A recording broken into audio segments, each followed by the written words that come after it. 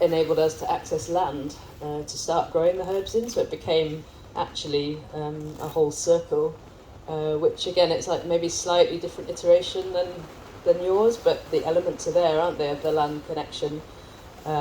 So we, currently cultivating a patchwork of different herb gardens around Waltham Forest in North London, where people can come on a weekly basis and access learning about how to grow herbs together, how to propagate, how to harvest and process them collectively. And it's facilitated by us as herbalists and growers, but it's not that we say we are the experts. It is, collective communal input into the whole process. And when we're talking about these dysfunctionalities of the systems that we live in, that whole thing of being able to connect with the land, with the ecosystems, it's been such a lesson to me of the healing and the togetherness that can bring. Other aspects of what we do are then, so it's gardens, learning, medicines. The learning is a very big theme.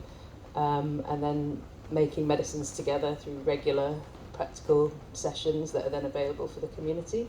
Trying to be responsive in terms of the herbs we grow and the remedies that we make to the needs in the community through hearing, through inviting feedback, desires for what's needed through this collective being together. But one thing I think, thinking about this that we've been talking about today, it feels to me, it's kind of come out to me that being in the garden together is a bit of a space outside of that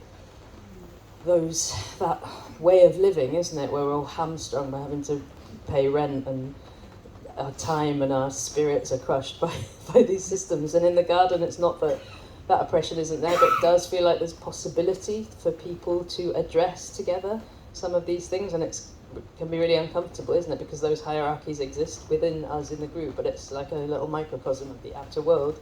So it feels to me potentially rich to come together in these kinds of projects to collectively address at the grassroots kind of self-organising level what are the ways that we can shift and transform the relationships between each other and the wider community, meaning the earth and the ecosystems.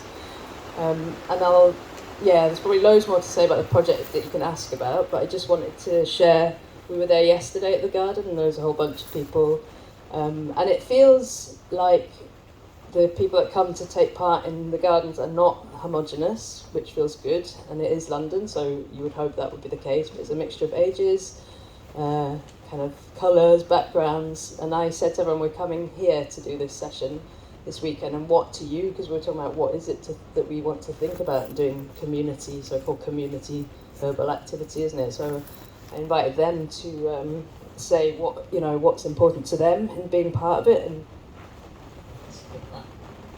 they all said loads of good stuff, which I made notes about. And this is thinking about, if any of you are wanting to do this kind of work, this kind of community project or activity, these are some of the things they felt were important. The first one was welcome, thinking about access, somebody coming into a space that they may be afraid to come to or have to build up courage to come. Someone said you've got to really appreciate people doing that. It can be intimidating entering a space that you don't know, particularly if it's potentially cliquey, people that you're not familiar with. And that was the most important thing for various people there, to be made to feel welcome. And then things like structure, having a welcome where it's explained to you what is going on here, not just to be left to float around. Also caretaking of the facilitators, so nourishing of our needs as people that make projects or make activity. How do we keep it sustainable when you're putting your whole passion and life into it? Collective responsibility, so for a project this is a thing that can happen for sure with projects. If there's been one leader, one visionary person, is that a sustainable way for something to run? Like, how do we make it so that the project can be collectively continued? The responsibility is shared. Being comfortable to ask questions, elements like rituals, eating together feel really grounding and community building, so having pleasure and rest in the activity as well as the work. Learning while doing, but in an informal way, so not like being taught formally, but as you're doing it really practically, you're picking up skills, aren't you, in land care, horticulture, herbal medicine. One thing that came up was about the intergenerational situation, that one person there who's a parent said that it feels really isolating nowadays to try to access things, community things like this with children, partly because of a sort of litigation culture.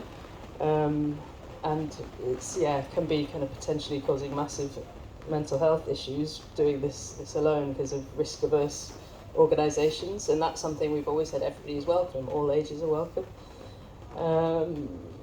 That's some of the things they said. And building in space for learning and reflection on mistakes that happen, ways that problematics arise, not just trying to suppress it or feel that it didn't happen, but really honestly looking at, are we genuinely inclusive, are we accessible, doing that continually. That's some of the things that I just wanted to share that because that was from the people that are involved. I'll pass to you two.